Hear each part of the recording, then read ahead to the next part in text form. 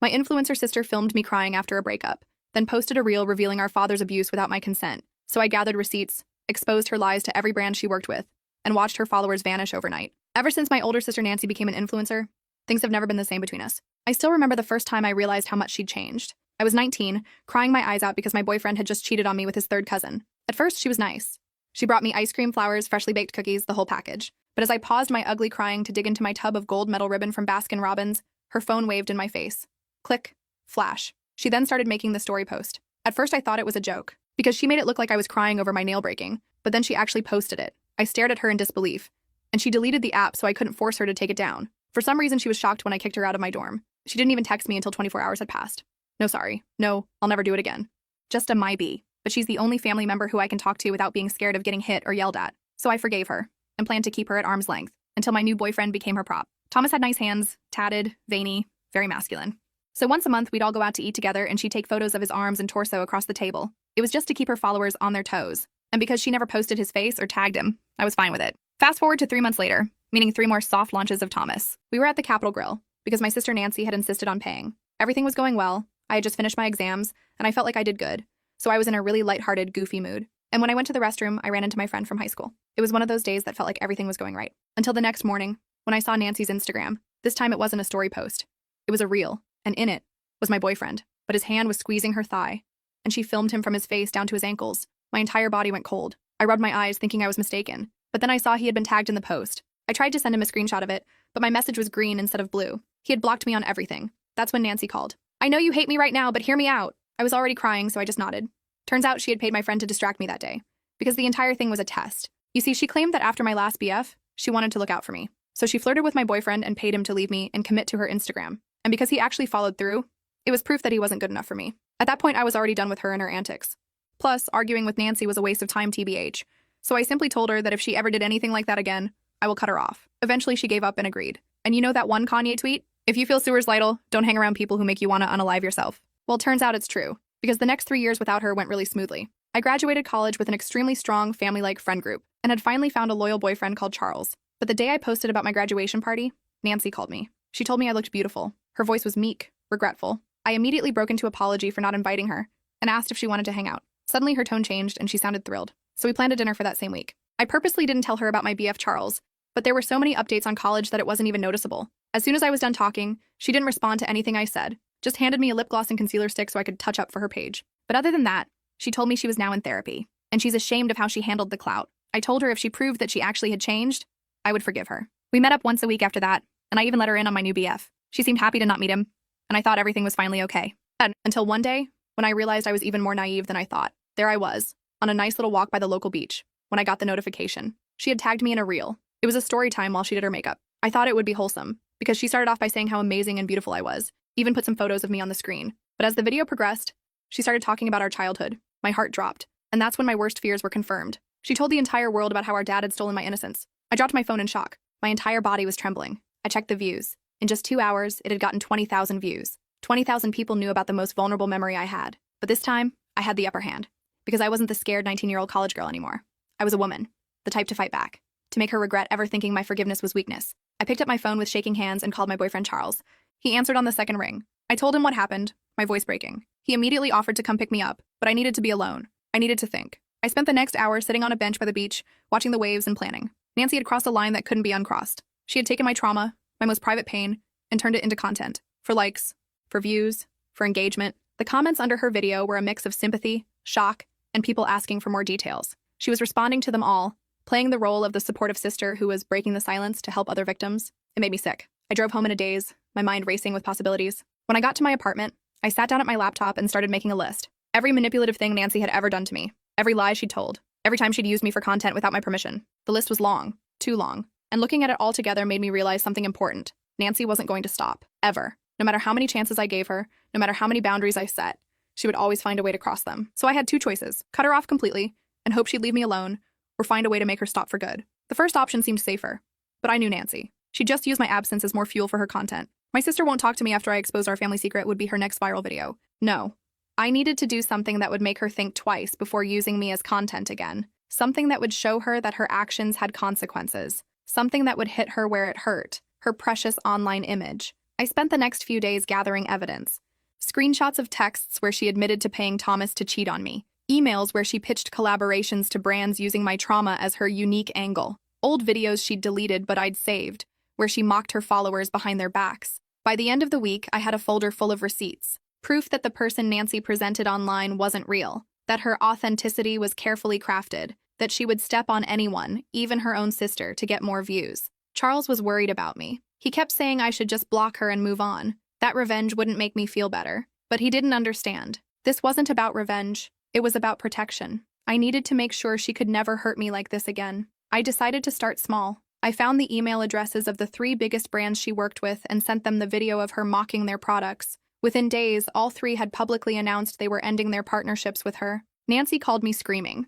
She knew it was me. I didn't deny it. I told her this was just the beginning unless she took down the video about our dad and posted a public apology. She hung up on me. The video stayed up. So I moved to phase 2. I contacted her manager with evidence that Nancy had been buying followers and engagement. The manager dropped her the next day. Nancy showed up at my apartment, pounding on the door. I didn't let her in. I just texted her the same demand. Take down the video, post an apology. She left after an hour of yelling through the door. I still felt the adrenaline pumping through my veins as I leaned against my apartment door. Nancy's angry footsteps echoed down the hallway as she finally gave up and left. My phone buzzed with a text from Charles asking if I was okay. I quickly replied that I was fine and would call him later. The thing about Nancy is that she never backs down easily. I knew this was just the beginning of our battle. And honestly, I was kind of scared of what she might do next. But I was more scared of doing nothing and letting her continue to exploit my trauma for views. I checked her Instagram the next morning. The video was still up, now with over 50,000 views.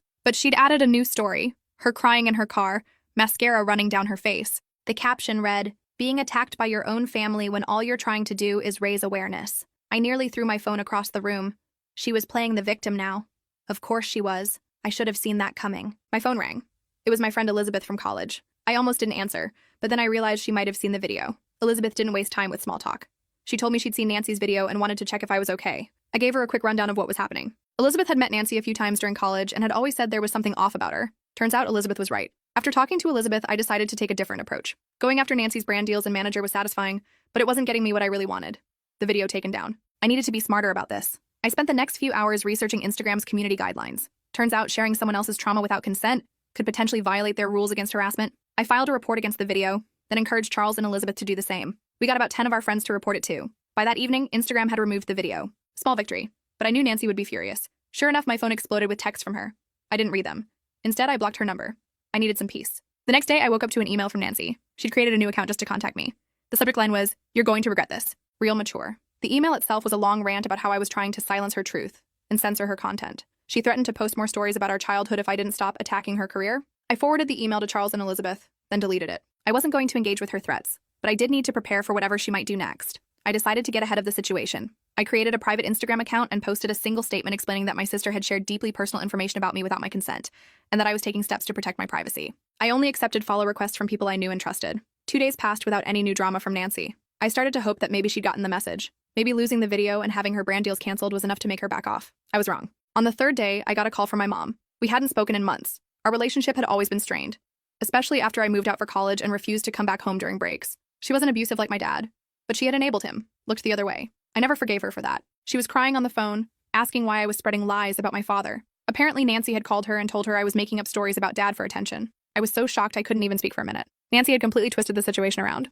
I tried to explain what really happened, that Nancy was the one who had shared the truth about dad publicly, without my permission. But Mom didn't believe me. She kept saying Nancy would never do something like that I must be confused or lying. After I hung up, I sat on my kitchen floor and cried for an hour. The unfairness of it all was overwhelming. Nancy had not only exposed my trauma to the world, but she was now gaslighting our mother about it and turning her against me. Charles came over that night with takeout and ice cream. He held me while I cried some more. He suggested I take a break from social media for a while, maybe even take a few days off work to clear my head. It was tempting, but I knew retreating now would only give Nancy more power. The next morning, I woke up to dozens of notifications. Nancy had gone on a live stream the night before, sobbing about how her mentally unstable sister was trying to ruin her life because of jealousy. She claimed I had always been envious of her success and was now making up lies to hurt her. The comments were full of her followers sending her support and calling me awful names. Some were even threatening to find my personal information and teach me a lesson. I felt sick reading them. Elizabeth called me in a panic.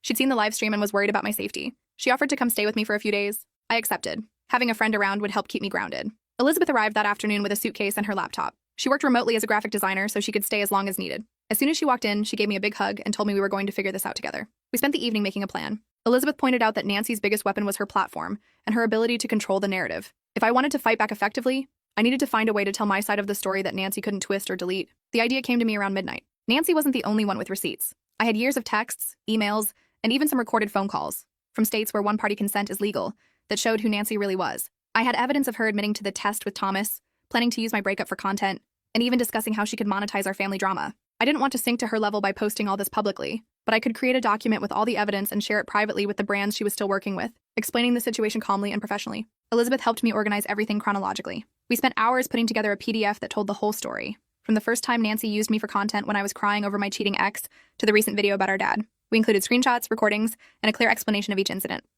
By morning, we had a comprehensive document that showed Nancy's pattern of exploitation and manipulation. We found email addresses for the marketing departments of her remaining brand partners and sent them each a copy, along with a brief professional note explaining that I wasn't trying to cause trouble, but felt they should know who they were working with. I didn't expect much to happen right away. These things take time. But by that afternoon, 2 more brands had announced they were re-evaluating their partnership with Nancy. One even reached out to me directly, apologizing for the situation and thanking me for bringing it to their attention. Nancy must have realized what was happening because she showed up at my apartment again. This time, Elizabeth was there. She peeked through the peephole and told me it was Nancy, looking furious. We decided not to answer. Nancy started banging on the door, yelling that she knew I was home and that I needed to stop this childish game before she really got angry. Elizabeth and I sat silently in the living room, listening to her rant. After about 20 minutes, a neighbor must have complained because we heard another voice in the hallway, then Nancy's footsteps stomping away. As soon as she left, Elizabeth suggested we go stay at her place for a few days. She lived in a secure building with a doorman, so Nancy wouldn't be able to get in. I agreed it was probably safer. We quickly packed some essentials and headed to Elizabeth's apartment across town. On the way, Charles called.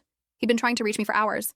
Apparently, Nancy had found his number somehow and had been calling and texting him nonstop, alternating between threatening him and trying to convince him that I was unstable and needed help. Charles had blocked her, but he was worried about me. I assured him I was safe and explained that Elizabeth and I were going to lay low at her place for a while. He offered to come over later with dinner. Elizabeth's apartment was small but cozy, with plants everywhere, and a cat named Chairman Meow, who immediately decided my suitcase was his new bed. I felt safer as soon as we walked in. We spent the rest of the day monitoring the fallout from our emails.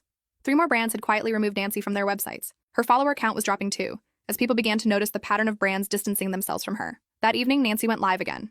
This time, she was calmer, more calculated. She said she had been reflecting on recent events and wanted to clear the air. She admitted that she had shared family stories without permission, but claimed she had only done it to help others who might be going through similar situations. She never mentioned me by name, but she talked about how certain people in her life were trying to silence her because they were uncomfortable with the truth. She ended by saying she was taking a short break from social media to focus on healing. Elizabeth and I watched the whole thing, rolling our eyes so hard it hurt. This was classic Nancy, making a non-apology that somehow still made her the victim, then announcing a break that would probably last all of 48 hours. Charles arrived with Thai food around 8. The 3 of us sat on Elizabeth's living room floor, eating pad Thai and strategizing. Charles thought Nancy's break was a good sign.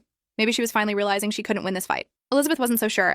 She thought Nancy was just regrouping, planning her next move. I was somewhere in the middle. I hoped Nancy would back off, but I wasn't counting on it. And I still hadn't achieved my main goal, getting her to post a real apology and promise to stop using me as content. The next morning, I woke up to an email from a name I didn't recognize, Morgan Thompson. The subject line was, "Regarding Nancy." I opened it cautiously. Morgan introduced herself as a former friend of Nancy's who had had a similar experience with her. Nancy had shared private details about Morgan's divorce on her Instagram without permission, then played the victim when Morgan confronted her. Morgan had seen Nancy's recent posts and guessed what was happening. She wanted to know if there was anything she could do to help. I showed the email to Elizabeth. She did some quick social media stalking and confirmed that Morgan appeared to be legit. She and Nancy had posted photos together about a year ago, then suddenly stopped interacting online. I replied to Morgan, thanking her for reaching out and briefly explaining the situation. Within an hour, she responded with her phone number, suggesting we talk directly. Our phone call lasted over 2 hours. Morgan had even more Nancy stories than I did. Nancy had apparently been doing this kind of thing for years, using friends, boyfriends, even co-workers as content without their permission. When confronted, she always twisted the situation to make herself the victim. The most valuable thing Morgan shared was that there were others,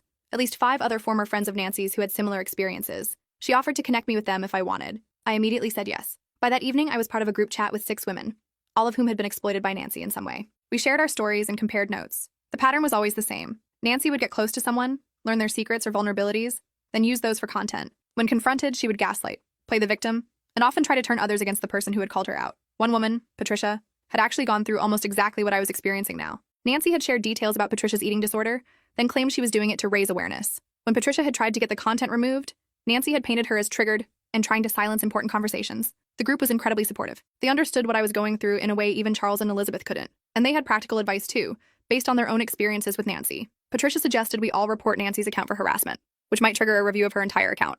not just the specific video about me. Another woman, Riley, she preferred to stay anonymous, recommended documenting everything in case I ever needed to get a restraining order. With their encouragement, I decided to take more direct action. I drafted a formal cease and desist letter, stating clearly that Nancy did not have permission to share any information about me on social media or any other platform. I wasn't sure if it would have any legal weight, but it would at least show Nancy I was serious. I sent the letter by certified mail so I'd have proof she received it. Then I waited. 3 days passed without any new posts from Nancy. Her break from social media seemed to be real this time. I started to relax a little. Maybe the combination of losing brand deals, getting the cease and desist, and knowing that her former friends were now connected had finally gotten through to her. I was wrong again. On the 4th day, Nancy posted a 20-minute video titled, "The Truth About My Sister." In it, she claimed that I had been jealous of her success for years and was now trying to destroy her career because of it. She twisted every interaction we'd had over the past few years to fit this narrative. The worst part was when she brought up our childhood. She admitted that our dad had been abusive, but suggested that I had conflated or misremembered certain events due to trauma responses. She never outright said I was lying about what he did to me, but she heavily implied it. I was shaking with rage by the end of the video. Elizabeth had to take my phone away because I was ready to drive straight to Nancy's apartment and confront her face to face. Instead, Elizabeth called Charles, who came right over. The three of us sat in Elizabeth's kitchen, trying to figure out what to do next. This was a new level of betrayal. Nancy wasn't just using my trauma for content anymore. She was actively trying to discredit me and rewrite history. That's when I got a text from Patricia. She and the other women from the group chat had all seen Nancy's new video. They were as disgusted as I was. And they had a suggestion. What if we all shared our stories publicly, together? The idea was powerful. One person speaking out against Nancy could be dismissed as a hater or someone with a grudge. But 7 women, all with similar experiences, all with receipts, that would be much harder to ignore or discredit. We set up a Zoom call for that evening to discuss the details. Everyone agreed that we didn't want to sink to Nancy's level by sharing private information about her. Instead, we would each tell our own story. How we knew Nancy, how she had used us for content without consent, and how she had reacted when confronted. We decided to create a simple website where we could post our stories, along with whatever evidence each person felt comfortable sharing. We would keep it factual and avoid personal attacks. The goal wasn't to cancel Nancy, but to warn others about her pattern of behavior and hopefully get her to stop. Elizabeth, being a graphic designer, offered to create the website. We spent the next few days gathering our stories and evidence. Each woman wrote her own account, focusing on specific incidents and including screenshots or recordings when possible. I wrote about the time Nancy posted about me crying over my cheating ex, the test she set up with Thomas, and of course, the recent video about our dad. I included screenshots of texts where she admitted to these things, sometimes even bragging about how much engagement they got her. We launched the website on a Monday morning. We didn't promote it widely, we just shared it with our own networks and sent the link to the brands Nancy was still working with. We wanted the truth to be available, but we weren't trying to create a public spectacle. The response was immediate. By lunchtime, the site had thousands of views. People were sharing it on Twitter and Reddit. Nancy's remaining brand partners began to distance themselves one by one. Her follower count dropped by thousands. Nancy's initial response was to go private on all her social media accounts. Then she posted a story claiming she was being targeted by a coordinated harassment campaign, and that everything on the website was lies and manipulation. No one was buying it. The evidence was too clear, the pattern too consistent across all 7 stories. People who had followed Nancy for years were now seeing her in a new light. By evening, Nancy had deleted her story and posted a new one saying she was taking time to reflect and would address these allegations soon. It was the first time I'd seen her on the defensive rather than immediately attacking. The next day, I received a text from an unknown number. It was Nancy, using a friend's phone since I had blocked her. She wanted to meet in person to talk things through. I showed the text to Elizabeth and Charles. They both advised against meeting her alone. I suggested a public place with both of them present. Nancy agreed, though she wasn't happy about it. We arranged to meet at a coffee shop downtown the following afternoon. I barely slept that night, running through different scenarios in my head. Would Nancy be angry? Tearful? Would she try to manipulate me again? I had no idea what to expect. The next day, Charles, Elizabeth, and I arrived at the coffee shop 15 minutes early. We chose a table in the corner where we could see the door. Elizabeth had her laptop open, pretending to work but really ready to record if necessary. Legal in our state. Nancy walked in 5 minutes late. She looked different, tired, less put together than usual. She sat down across from me without ordering anything. For a moment, we just stared at each other. Then she spoke. She asked if I was happy now that I had destroyed her career. Her voice was quiet but bitter. I told her this wasn't about her career. It was about her repeatedly using me and others for content without consent. It was about her sharing my trauma publicly, then trying to discredit me when I objected. She started to argue, but I cut her off. I told her I had one simple request. Post a genuine apology, admit what she did was wrong, and promise never to use me as content again. If she did that, I would consider the matter closed. Nancy laughed, but it wasn't a happy sound. She said her followers would never believe she had done anything wrong, that an apology would just make her look guilty, that I was asking her to commit career suicide. Charles, who had been silent until now, pointed out that her career was already in trouble. Most of her brand deals were gone. Her follower count was dropping daily. The website with all our stories was getting more traffic every hour. An apology might actually be her best move at this point. Nancy looked at him like she wanted to slap him. Then she turned back to me. She asked what would happen if she refused to apologize. Would I take the website down if she promised to never mention me again? I shook my head. The website wasn't just about me. It was about all 7 of us, and our collective experiences. I couldn't and wouldn't speak for the others, but I told her that from my perspective, a public apology was non-negotiable. Nancy sat there for a long moment, tapping her fingers on the table. Finally, she stood up. She said she needed time to think. Then she walked out without another word. We sat there for a while after she left, processing what had happened. It wasn't the explosive confrontation I had expected. Nancy had seemed deflated, like she was finally realizing she couldn't manipulate or intimidate her way out of this situation. Later that evening, I got a text from Morgan. Nancy had reached out to her, asking if there was any way to get the website taken down. Morgan had told her the same thing I had, that a public apology was the minimum requirement. The next morning, Nancy posted a video. It wasn't the tearful, dramatic apology I had half expected. Instead, it was surprisingly straightforward. She admitted that she had shared personal information about several people without their consent. She acknowledged that this was wrong, regardless of her intentions, and she promised to do better in the future.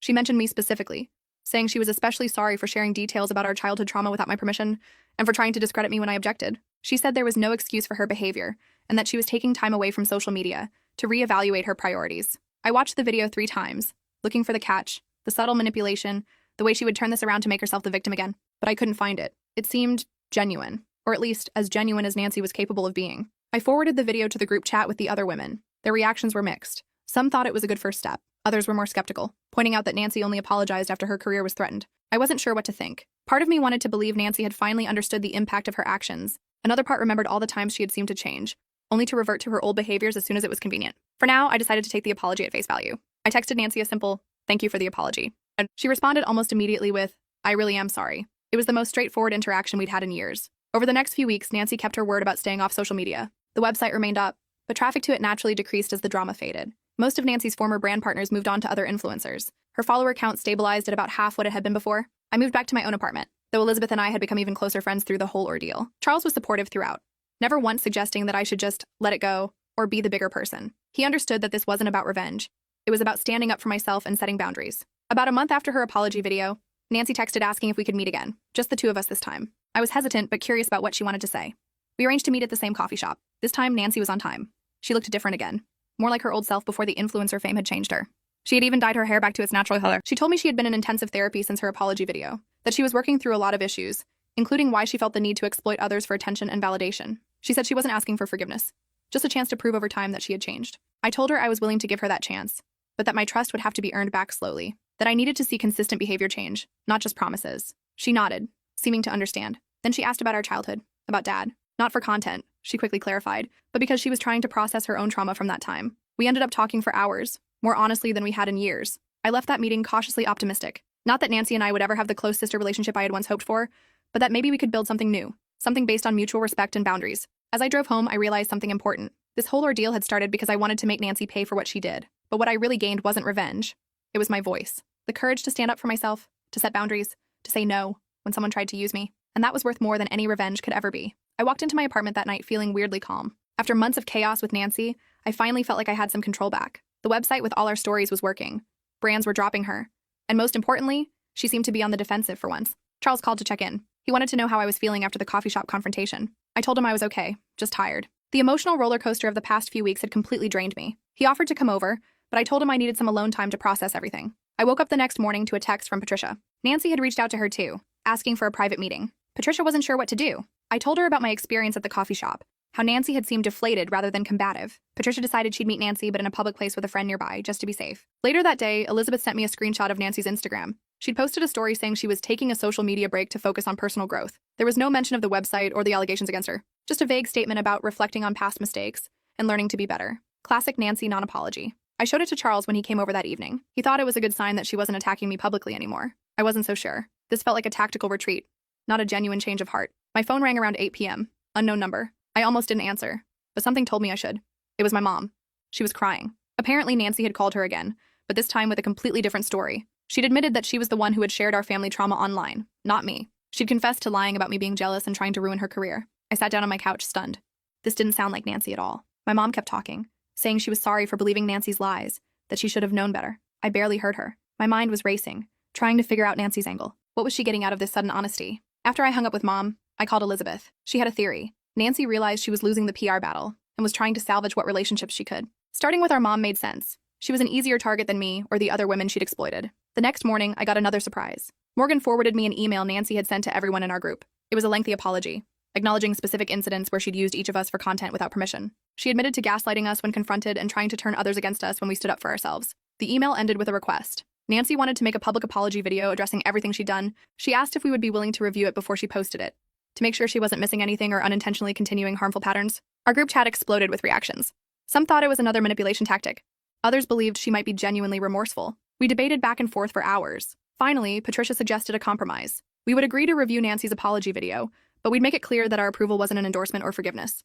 We were simply confirming that she was accurately acknowledging what she'd done wrong. I drafted the response and sent it to Nancy after everyone in the group approved it. She replied almost immediately, thanking us and promising to send the video draft within a few days. True to her word, Nancy sent the video 3 days later. It was surprisingly good. She took full responsibility for her actions without making excuses. She named each specific incident and explained why it was wrong. She didn't ask for forgiveness or try to paint herself as a victim. She just acknowledged the harm she'd caused and promised to do better. We suggested a few minor changes, mostly around language that still felt a bit manipulative. Nancy accepted all our edits without argument and posted the final version the next day. The response was immediate and massive. Nancy's followers were shocked by her admissions. Some defended her, claiming we were just trying to cancel her out of jealousy. But most seemed to appreciate her honesty. The video got more views than anything she'd posted in months. I watched the comment section carefully, ready to jump in if Nancy started liking or responding to comments that attacked me or the others. But she didn't. She only engaged with comments that focused on accountability and growth, ignoring the ones that tried to absolve her of responsibility. A week passed.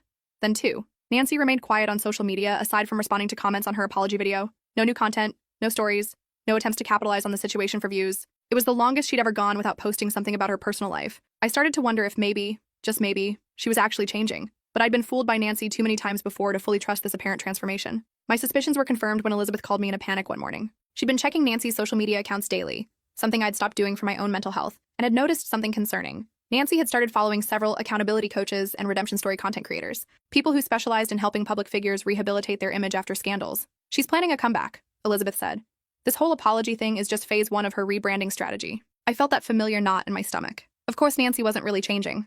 She was just adapting her approach, finding a new angle for content. Instead of being the relatable influencer who shared family stories, she'd become the reformed bully on a journey of personal growth. And she'd probably find a way to use me in that narrative too. I called an emergency Zoom meeting with the other women from the website. We needed to prepare for whatever Nancy might do next. Patricia suggested we update the website to acknowledge Nancy's apology video, but make it clear we were still watching to see if her behavior actually changed. Riley thought we should just leave things as they were and not engage further. We were still debating when my phone lit up with a text from Nancy. She wanted to meet again, just the two of us. Said she had something important to discuss that couldn't be done over text or phone. I shared the message with the group. It's a trap, Morgan said immediately.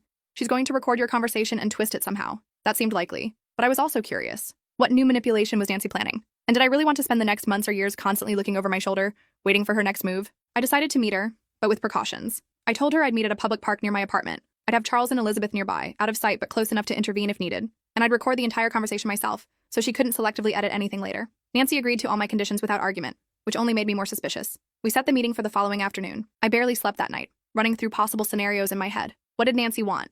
Another chance to manipulate me? Material for her redemption content? Or was she planning something more vindictive? The next day, I arrived at the park 20 minutes early. Charles and Elizabeth were already there, pretending to have a picnic about 50 feet from our meeting spot. I sat on a bench and waited, phone recording in my pocket. Nancy showed up right on time. She looked different, less polished, more like the sister I remembered from before she became an influencer. She sat beside me, leaving plenty of space between us. Thanks for meeting me, she said. Her voice was quiet, lacking its usual confidence. I nodded but didn't say anything. I wasn't going to make this easy for her. Nancy took a deep breath. I'm leaving social media, she said. For good. That was not what I expected to hear. What do you mean? I'm deleting all my accounts. I've already told my remaining sponsors.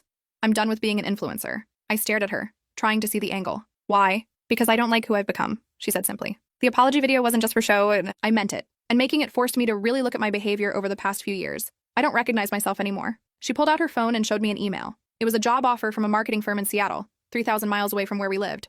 She'd already accepted. I'm starting over, she said. New city, new job, new me. Away from the temptation to turn everything and everyone into content. I still didn't trust it. And you're telling me this because you're my sister, and because I owe you the biggest apology of all. She looked down at her hands. I've been in intensive therapy since everything blew up. My therapist helped me see how much damage I've done, especially to you. I used your trauma for views. I betrayed your trust over and over. I tried to gaslight you when you called me out. There's no excuse for any of it. I'd heard Nancy apologize before, usually right before she did something even worse. But something felt different this time. Maybe it was the lack of dramatic tears, or the fact that she wasn't filming this for content, or maybe it was just that she seemed smaller somehow, more human. I don't expect you to forgive me, she continued when I didn't respond. I wouldn't, in your position. I just wanted you to know that I'm removing myself from your life. You won't have to worry about me using you for content anymore because there won't be any content. I'm done. She stood up, pulling a small envelope from her pocket and placing it on the bench between us. That's a copy of the lease termination for my apartment and my flight details to Seattle. I leave next week. I'm not telling anyone else where I'm going. Not my followers, not my friends in the industry. Just you and Mom. I picked up the envelope but didn't open it. Why should I believe any of this? Nancy shrugged. You shouldn't, based on my track record. But it's the truth. I guess you'll see when I actually leave and don't come back. She turned to go, then paused. One more thing. I've set up an appointment with a lawyer next month to discuss getting a restraining order against Dad. I don't know if you'd be interested in joining that process, but I thought you should know. No pressure either way. With that, she walked away. No tearful goodbye, no dramatic last words. She just left. I sat there for a long time after she was gone, trying to process what had just happened. Charles and Elizabeth eventually came over, full of questions. I showed them the envelope with Nancy's lease termination and flight details. It all looked legitimate. Do you believe her? Elizabeth asked. I don't know, I admitted. It seems too good to be true. We spent the next week watching Nancy's social media accounts closely. She posted one final video announcing her departure from social media, thanking her followers for their support, but explaining that she needed to step away for her mental health and to repair damaged relationships. She didn't mention me or any specific incidents, just said she'd made mistakes she needed to make right, and that wouldn't happen while she was still creating content. Then, true to her word, she deleted all her accounts. Instagram, TikTok, YouTube, everything gone in a single day. Her website redirected to a simple page that said, "Thank you for the memories," and nothing else. I still half expected it to be some elaborate stunt. Maybe she was planning to relaunch with a big comeback story about her social media detox, but the days passed, and there was no sign of Nancy anywhere online. The day of her flight came. Charles offered to drive me to the airport if I wanted to see her off, but I declined. I wasn't ready for that. Instead, I texted her a simple, "Safe travels." She replied with, "Thank you," and nothing more. That evening, Mom called to tell me Nancy had landed in Seattle. She really had left, just like she said she would. The weeks that followed were strangely quiet. I kept expecting some new drama from Nancy, some new way she'd find to insert herself into my life, but there was nothing. She called Mom once a week, but never asked about me or tried to contact me directly. A month after she left, I got an email from Nancy's lawyer about the restraining order against Dad. It included information about the process and what would be involved if I wanted to join the petition. I sat on it for a few days, then decided to at least have a consultation. Charles came with me for support. The lawyer was professional and straightforward. She explained that Nancy had already begun the process based on her own experiences, but my testimony would strengthen the case. I wouldn't have to see Dad or speak to him directly. I could submit a written statement or do a deposition with just the lawyers present. I agreed to think about it. On my way out, the lawyer handed me a sealed envelope. "Nancy asked me to give you this if you came in," she said. She was very clear that I shouldn't try to persuade you one way or the other about the restraining order. This is separate. I opened the envelope when I got home. Inside was a check for a substantial amount of money and a short note. "This is all the money I made from content that involved you in any way. I calculated it based on views and sponsorships. It belongs to you, not me. Please use it however you want. Therapy, vacation, burn it, whatever helps you heal. T." I sat down hard on my couch, staring at the check. This didn't feel like manipulation. It felt like atonement. 2 months after Nancy left, I finally decided to join the restraining order petition. Not for her, but for me. And maybe a little bit for the scared kids we once were. We won the case. Dad wasn't allowed to contact either of us anymore. It felt like closing a chapter that had been left painfully open for too long. Nancy and I still don't talk much. Just occasional texts about practical matters. She's kept her word about staying off social media. According to Mom, she's doing well at her marketing job, living a normal private life. As for me, I used part of Nancy's money for therapy. Turns out I had a lot to process. Not just about Nancy, but about our whole family. The rest I put toward a down payment on a small house. Charles moved in with me last month. We're talking about getting a dog. Sometimes people ask if I miss having a close relationship with my sister. The truth is, I miss the sister I thought I had before she became an influencer. The real Nancy, the one who exploited my trauma for views, I don't miss her at all. But this new Nancy, the one who's actually respecting my boundaries, I'm cautiously optimistic that maybe, someday, we might build something real. Something based on honesty instead of content. Something that exists entirely offline, where it belongs. For now, though, I'm just enjoying the peace. No drama, no viral videos, no wondering if my private moments are being recorded for strangers on the internet. Just a normal, boring life. And after everything that happened, boring feels pretty damn good.